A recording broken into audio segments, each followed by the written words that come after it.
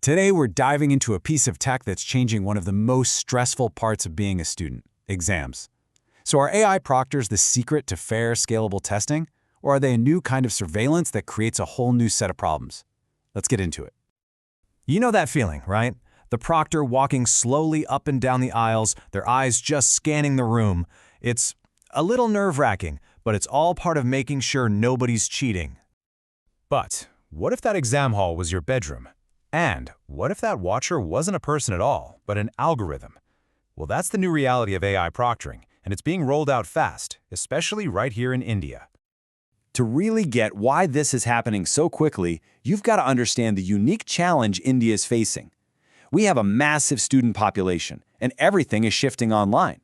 The old way of doing exams just can't keep up. I mean, think about it. For a traditional exam, you've got to rent huge halls, hire and train thousands of proctors.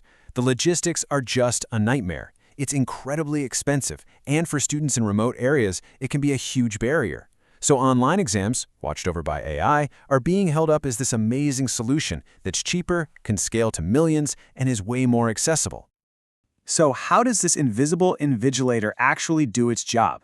What is it looking for? And how exactly is it watching you through your webcam? Let's break down the tech. Okay, so at its most basic, AI proctoring is just software that uses artificial intelligence to monitor students during online tests.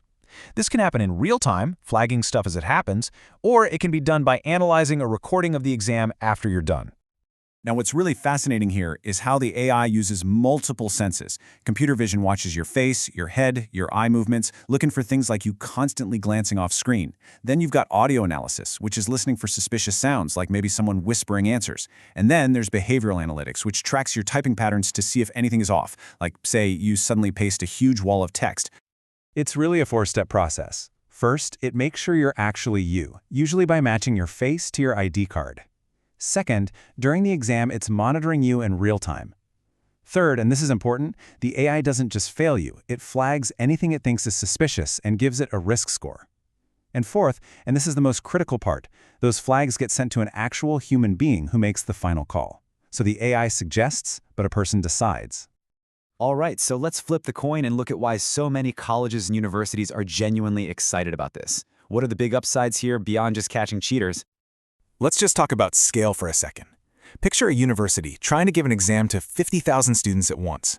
In the real world, that would mean over 1,000 proctors and dozens of huge exam centers. It's a logistical nightmare. But with AI, they can run that same exam for all 50,000 students at the exact same time, while every single student is at home. That's the power we're talking about.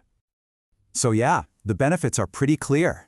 It scales up massively, it's way more cost-efficient, you save all that money on renting halls and paying staff, it promises to keep things fair with consistent, unbiased monitoring, and maybe the biggest win of all, it makes exams more accessible for everyone. And for a country as vast and diverse as India, this is an absolute game changer. A student in a tiny village can now have the exact same opportunity to take an exam as a student in Mumbai or Delhi. They don't have to worry about the costs and time of traveling. It really does help level the playing field. Okay, but it's not all good news. Like with any powerful new technology, there are some pretty serious questions and some very valid concerns that we absolutely have to talk about. These are the exact questions that students all over are asking. I mean, if an algorithm is watching my every single move, what happens to that video of me in my own room? And can I really trust an AI not to mistake my nervous fidgeting for cheating? Is this whole system actually fair?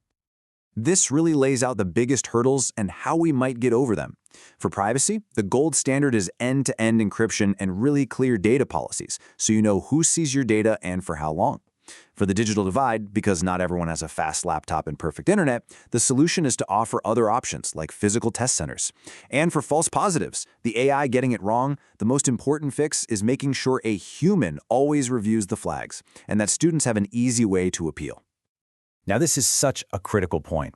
A system that was designed in, say, Silicon Valley might not get the reality of a joint family home in India, where having a perfectly quiet, private room is a total luxury. The best systems have to be culturally aware. They need to tolerate a bit of background noise or someone walking by without automatically flagging it as cheating, because that constant fear of being flagged just for normal life stuff adds a whole other layer of stress to an already high-pressure exam. So, where is all this headed? While the tech is still evolving and the rules around it are too, let's take a quick look at what the future of AI-proctored exams might actually look like. We're already seeing what's next. These hybrid models that use AI for everyone but have real humans closely watch the high-stakes exams are getting really popular. We're also seeing this software get integrated right into learning platforms. And they're even using more advanced biometrics. Things like recognizing your voice or even the unique rhythm of how you type, just to be extra sure that you are you.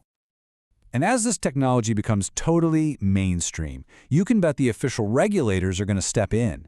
We should definitely expect to see some official standards and guidelines from organizations like India's University Grants Commission, just to make sure everything is fair, private, and consistent for everyone involved.